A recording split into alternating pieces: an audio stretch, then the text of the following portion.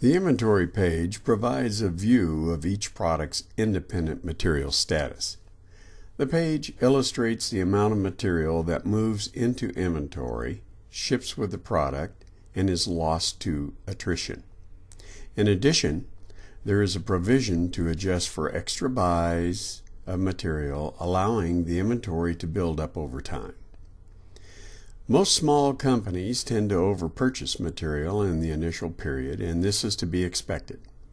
The effects to cash flow may be easily accounted for by entering the percentage of material to add to the inventory calculations.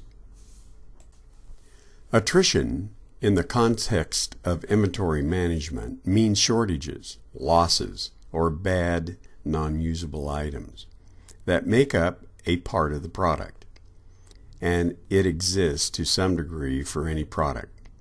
Normally, the amount can be high in beginning cycles of products and is enough to be a factor in considering the impact to cash. Everything in the attrition column is the equivalent of cash lost.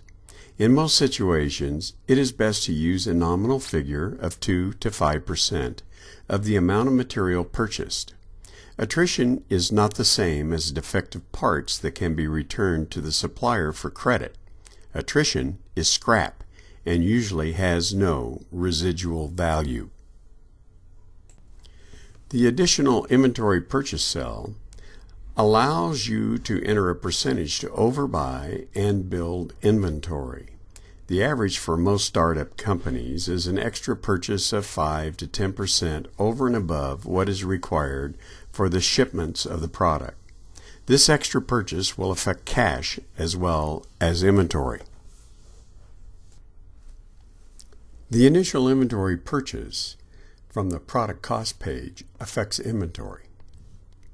There might be excess inventory for a while depending on the number of shipments of product. This excess or shortage is accounted for here. When a company purchases material for the first shipments, the quantities may be more than expected and will affect cash.